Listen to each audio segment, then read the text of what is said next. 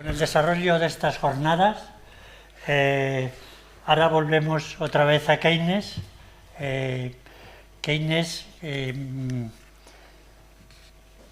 aunque los economistas liberales, a los economistas liberales no les hace mucha gracia Keynes, pero yo creo que todavía sigue siendo, tiene algunos problemas, sobre todo la teoría general, pero prácticamente la moneda de la India, el breve tratado sobre la reforma monetaria, las consecuencias económicas de la paz, son obras excelentes. Y yo creo que fue Keynes quien evitó mayores desastres de los que se produjeron todavía, sobre todo en el mundo financiero, después de la Primera Guerra Mundial, que yo he intentado en ese breve tiempo que he estado hablando sobre él, ponerlo de manifiesto. Muy bien, pues ahora nos va a hablar David Sanz, que como sabéis, él ha estudiado a dos economistas especialmente, que son Keynes y Frederick von Hayek. Así que David, sin más, tienes la palabra. Pues muchísimas gracias, Victoriano, por esta invitación y gracias a todos los asistentes. A mí Keynes es un economista que cada vez me gusta más porque efectivamente tiene una inteligencia política práctica que creo que es interesante recuperar ante los problemas que tenemos hoy. Está la guerra de Ucrania, ahora es un problema de tipo medio, pero que puede obviamente convertirse en un gran problema si efectivamente llegaba, espero Dios no lo quiera, a una confrontación mundial abierta, ¿no? Entonces conviene o puede ser muy interesante estudiar una obra de Keynes que para mí es mi favorita y no es, con perdón de breve tratado sobre la reforma monetaria, que es Cómo pagar la guerra. Entonces voy a analizar en esta exposición esta propuesta y algunas críticas que se le hicieron y luego sacar unas conclusiones pues, para una eventual guerra mundial. Quizás esta presentación podría valer para Rusia, porque yo sí que ya está en una guerra como más seria, o para Ucrania, claro.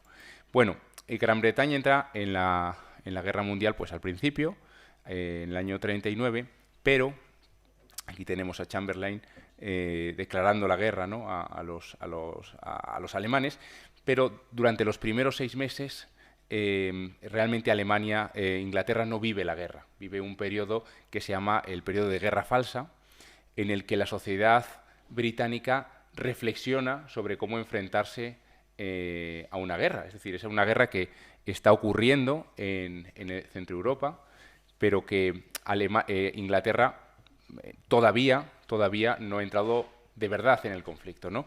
Y entonces, en este contexto, Keynes plantea una estrategia de financiación de esta guerra.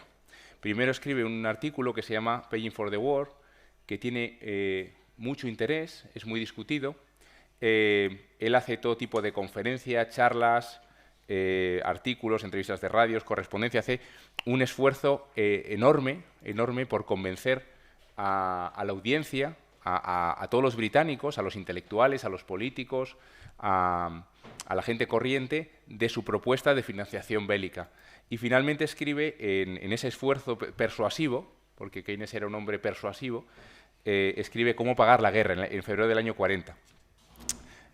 Luego diré alguna nota histórica más sobre qué hace. Pero bueno, ¿qué nos quiere decir Keynes y qué podemos aprender de él? Vamos a ver, Keynes se da cuenta del siguiente problema. Dice, mira, la guerra da lugar a un fuerte crecimiento de la producción militar.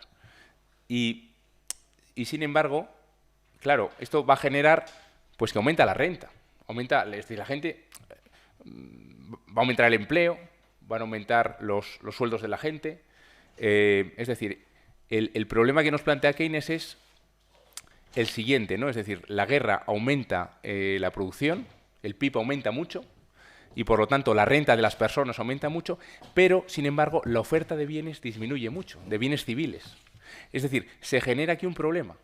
Se crea una demanda potencial muy grande, pero los bienes que realmente llegan al mercado son menores, porque claro, lo que va a ocurrir es que efectivamente la gran parte de la producción va a ser destinada a la defensa del país, pero no va a ser vendida en el mercado, ¿no? Entonces, esto va a producir un riesgo de inflación muy grande. Aquí tenemos una cita de Keynes muy interesante. Dice, el dinero se habrá ganado fabricando cosas para el gobierno, no fabricando más para que las compre el público. Así que no aumentará la cantidad de bienes disponibles para gastar, para que el público los compre. ¿Qué sucede? Más dinero para gastar y menos cosas en las tiendas.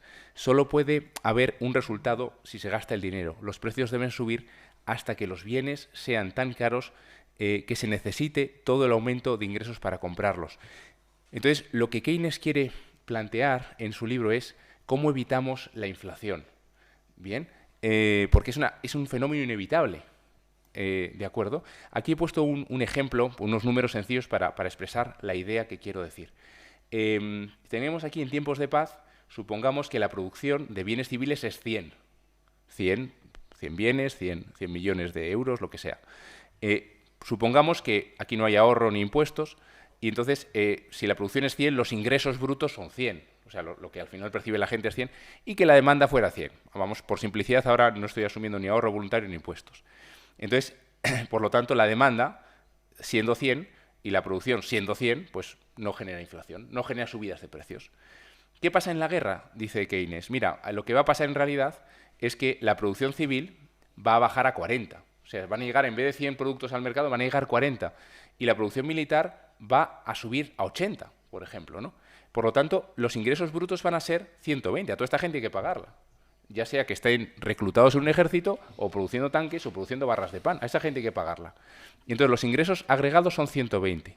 Claro, si no hay ahorro ni impuestos, la demanda final va a ser 120. Claro, 120 contra 40 bienes te genera una brecha inflacionaria de 80. Y los precios se te disparan. Y aquí no hay que hablar de que se crea más dinero o menos, y sencillamente es una cuestión de que estás empleando gente que tiene rentas, hay que pagar a esa gente, y evidentemente hay menos bienes, ¿de acuerdo?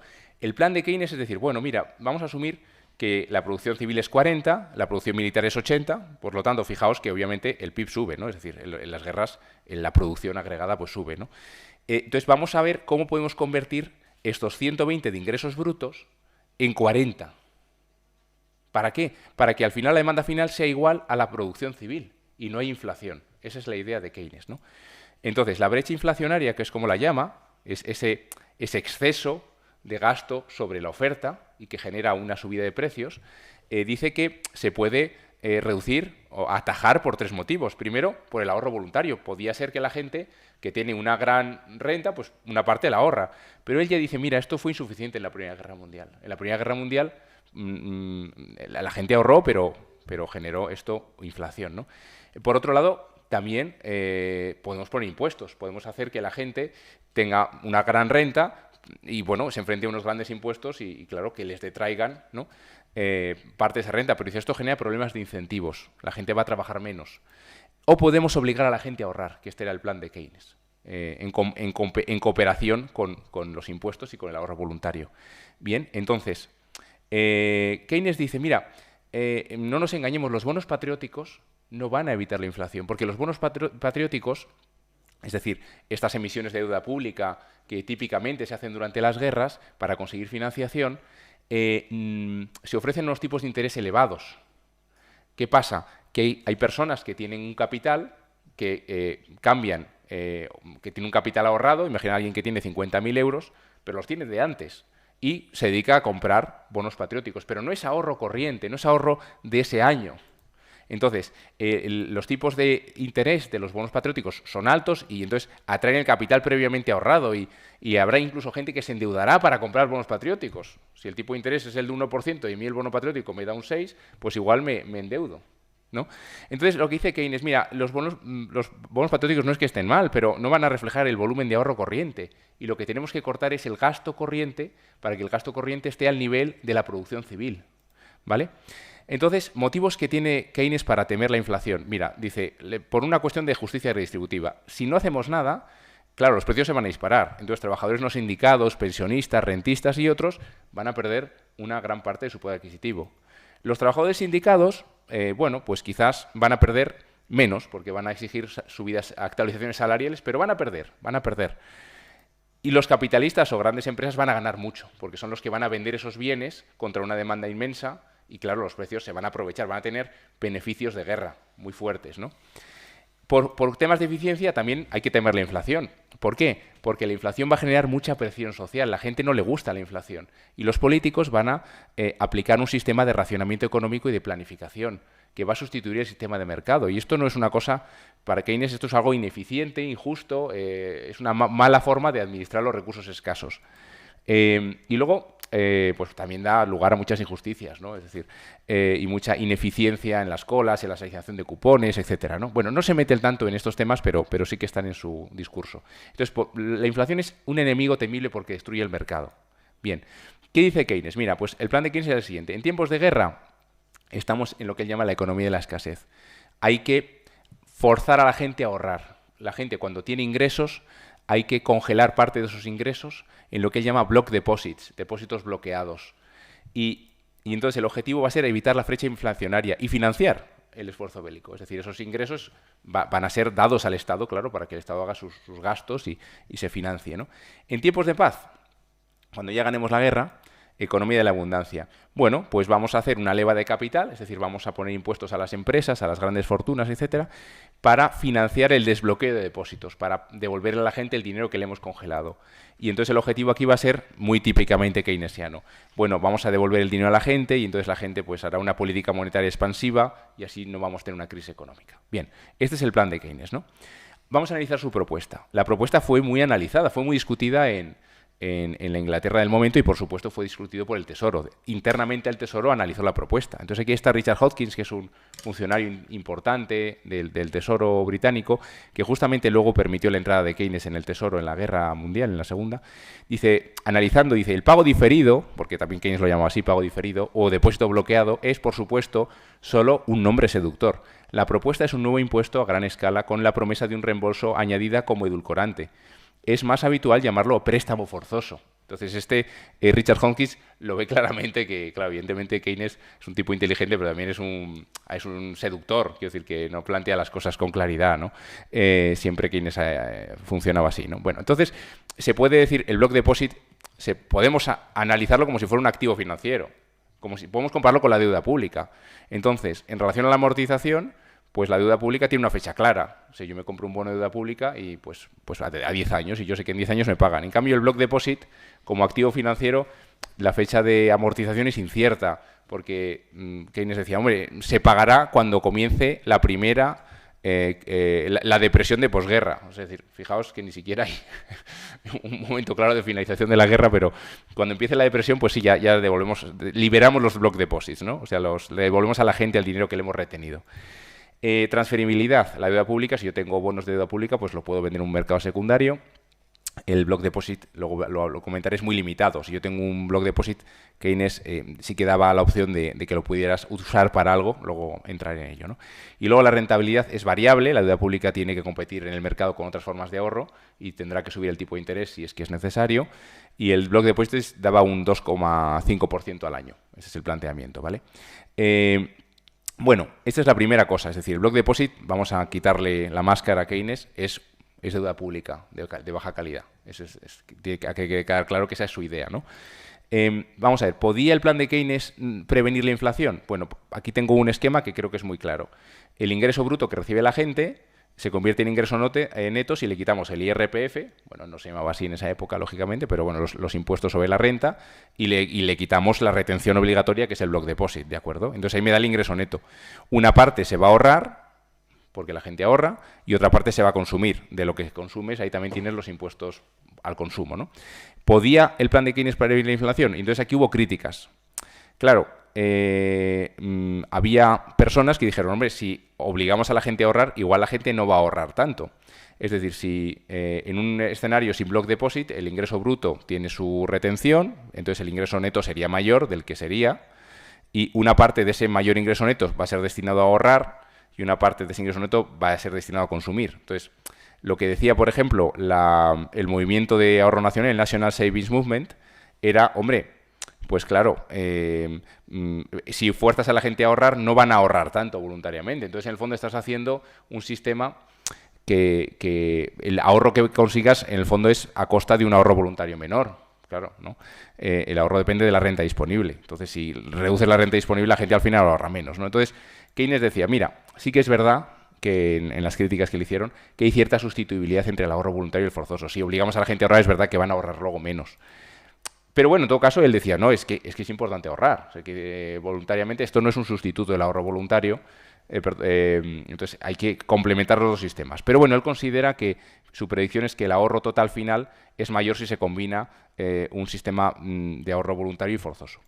Bien, el segundo argumento en contra de si realmente el plan de Keynes podía reducir la inflación, o sea, el gasto total contra la oferta de bienes total, es que, claro, podía haber gente que al final esto del bloque de depósitos es un aumento del patrimonio de las personas, ¿no? Imaginaos, el momento 1 yo tengo un patrimonio, acciones, bienes inmuebles, bonos, dinero, y el momento 2, cuando se apruebe el plan, tengo el mismo patrimonio más block deposits, ¿no? Entonces puede ser que yo haga la siguiente estrategia.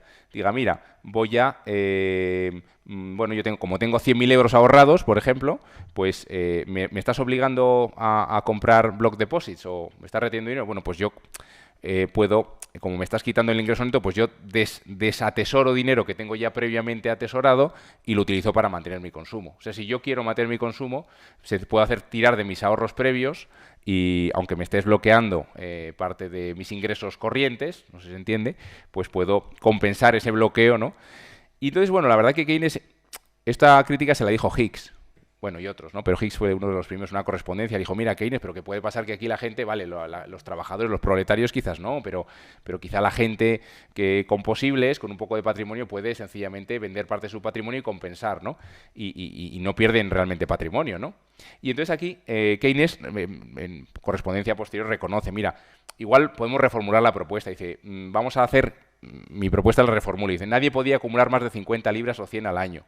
En concepto de depósito bloqueado o pago diferido, por muy grandes que fueran sus ingresos. O sea que al final sería como una retención no porcentual de tu renta, sino de una cantidad fija. De modo que la posibilidad de que los ricos eludan la finalidad del recargo vendiendo sus bienes de capital con cargo a sus posibles ingresos diferidos sería insignificante. O sea que él reconoce al final que los ricos no van a estar en este sistema. Va a ser gente pues más humilde que le está reteniendo su sueldo y no pueden hacer trampas, ¿no? Bueno, ¿es un plan progresivo o es regresivo? Aparentemente la propuesta de Keynes es muy progresiva porque fijaos, había un mínimo exento para participar en el sistema. Es decir, si no tenías un cierto nivel de renta, no te retenían nada. Segundo, había una cesta de bienes subvencionada, que sea, pues para, bueno, pues no sé, pan, o sea, diferentes bienes que se subvencionaban en el plan, además, ¿no? También por cada niño te daban 5 chelines, bueno. Y luego también la idea es que los que más renta tenían, pues al final pagaban más impuestos y menos ahorro forzoso, ¿no? Aparentemente era un plan progresivo, pero realmente la izquierda británica no le gustó el plan para nada. Pues dijo, esto es un impuesto a la clase trabajadora, lo vieron muy claro. Hay un economista, por ejemplo, marxista, que se llama Emily Barnes, que es un tipo bastante, la verdad que bastante agudo en la crítica que le hace. Dice, mira, primero, esto de tu plan, en fin, da pocas garantías al trabajador y fijaos un poco cómo lo razona. Dice, mira, según tu propio plan, un trabajador soltero que gana 55 chelines a la semana ahorrará forzosamente en un año 15 libras. Si la guerra dura otros 3 años, tendría al final 45 libras de ahorro retenido, ¿no? ¿Consideraría el señor Keynes que esto es una seguridad para él? ¿Le daría al trabajador un máximo de 17, este ahorro le daría al trabajador un máximo de 17 semanas a 55 chelines la semana, en un periodo en el que todo el mundo, incluido el señor Keynes, espera una colosal y prolongada caída? O sea, dice, bueno, es que esto es un ahorro forzoso, pero que es insignificante por un trabajador, ¿no? Otra crítica que lanza este hombre, pero bueno, que obviamente mucha izquierda británica, esto solamente he seleccionado este autor porque tiene un libro específico sobre este tema, pero claro, él dice, es que esto no es una protección contra la inflación, dice, no hay una garantía alguna de que esas 33 libras o 100 libras de lo que fuera la paga diferida al trabajador al final de la guerra sigan valiendo lo que valían cuando se dejaron de pagar sus salarios. O sea, que dice, claro, me estás reteniendo un ahorro, se lo darás a la gente, pero ¿cuántos eran los precios, no? Bueno, pues tiene razón. Pero luego, yo en un artículo que tengo sobre este tema, los supuestos de desgravación que utiliza Keynes, hemos dicho antes que el block deposit podía tener una utilidad, Entonces, si yo tengo un block deposit, es decir, yo tengo derecho porque me han retenido mi sueldo, yo podía amortizar deudas, ¿vale? Contratar seguros de vida o pagar cuotas de seguros de vida, puedo pagar impuestos de herencia, ¿vale? Es decir, estos eran 3 usos que había. O, alternativamente, si tengo una enfermedad o desempleo o gastos especiales, que no especifica qué es esto, pues también puedo hacer líquido o utilizar ese block deposit, ¿no? Entonces, estos supuestos que introduce Keynes son solamente la clase media o alta podía usarlo realmente, porque amortizar deudas, la gente pobre pues no tiene muchas deudas, ¿no? Contratar seguros de vida, pues esto, igual la gente tiene seguros de vida, pero en los años 30 pues, o 40, pues pocos, ¿no? Pagar impuestos de herencia, pues imaginaros, ¿no? Entonces, yo veo que estos 3 supuestos, o sea, al final lo que pasa es que si me estás congelando parte de mi sueldo, pero puedo usar ese congelamiento para otras cosas, en el fondo no me estás congelando nada, ¿no? Y es más, de hecho, este sistema se implantó en Canadá. En Canadá, es que los canadienses, sobre todo en esa época, iban muy al rebufo de lo que pasaba en Inglaterra, y se aprobó el sistema. Y entonces se aprobó un sistema que lo llamaban el impuesto refundable, que te lo van a devolver, ¿no? Y entonces durante el junio del 42 y junio del 44 se aprueba el sistema. Y entonces en un estudio que me leí, la gran mayoría de las aportaciones al final fue pagada por trabajadores de bajos ingresos, o sea, 246 millones de 296, y porque mucha gente se los desgravaba, porque sí que se aplicaron los mismos supuestos de desgravación y la gente con posibles pues se compraba un boom de seguros de vida y cosas así, ¿no? Pues se los grababa. Entonces, generó mucho descontento y por eso, fijaros que el sistema se suspende antes de que acabe la guerra. Fijaos, en 44. Y mucho absentismo laboral. Bueno, ya me queda poco. Entonces, yo diría que tal y como está planteado, es verdad que yo creo que era más regresivo que progresivo el sistema. Era un impuesto más para los trabajadores, para que nos entendamos. Que igual es necesario que sea así, claro, también. Esto es lo que quizás se puede discutir. Plan de devolución tras la guerra. Ahora acaba la guerra y ahora vamos a hacer líquidos esos depósitos bloqueados. Al final de la guerra cae el gasto militar, la demanda agregada cae, pues entonces, de acuerdo con Keynes, el planteamiento keynesiano típico, se contrae la economía, pues parálisis económica, el sector privado no toma el relevo, pues estancamiento, depresión, etcétera, ¿no? Entonces, hacemos una leva de capital para devolver los depósitos bloqueados en líquido, y entonces aumenta la demanda agregada, recuperación económica. Este sería un poco el plan.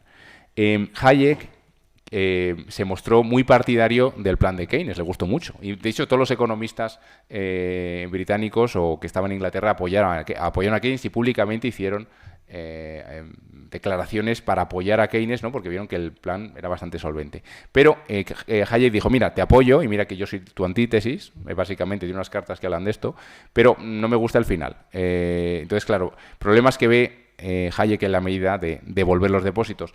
Si tú devuelves un montón de dinero a la gente en una estructura económica paralizada, pues lo que vas a generar es un exceso de demanda, inflación, ¿vale? Porque las cosas requieren su tiempo para crearse nuevas empresas, etcétera, ¿no? Luego, por otro lado, te va a costar hacer líquida la leva de capital. Aquí sí que vas a tener que imprimir dinero. O sea, tú puedes a los grandes patrimonios pedirles acciones o bonos o lo que sea, pero eso hacerlo dinero tendrás que imprimir el dinero. No es fácil, ¿no? Y luego te va a generar mucha tensión política la devolución. Hayek tiene una propuesta muy ingeniosa alternativa. Dice, mira, igual lo que puedes hacer es una leva de capital y crear una compañía gigante por acciones. De manera que a los propietarios, a los acreedores de ese block deposit, les haces accionistas de esa compañía. Lo que estás generando es un plan de pensiones privado gigante. O sea, tú me puedes ir reteniendo durante la guerra, no sé, 40.000 euros y luego me haces partícipe de esa compañía gigante de acciones, ¿no? Porque has expropiado unas acciones a Telefónica, a Repsol, a lo que sea, y yo soy ahora el titular de esas acciones. Bueno, ya termino. Enseñanzas para una eventual financiación de la Tercera Guerra Mundial. Que esperemos que no llegue, claro. La primera idea sería... sigo a Keynes, los principios básicos de la economía de guerra son 2. Primer principio, el coste de oportunidad existe, que Keynes obviamente en tiempos de paz esto lo cuestiona, pero en tiempos de guerra es muy claro. La utilización de cualquier recurso se hace a costa de un uso alternativo.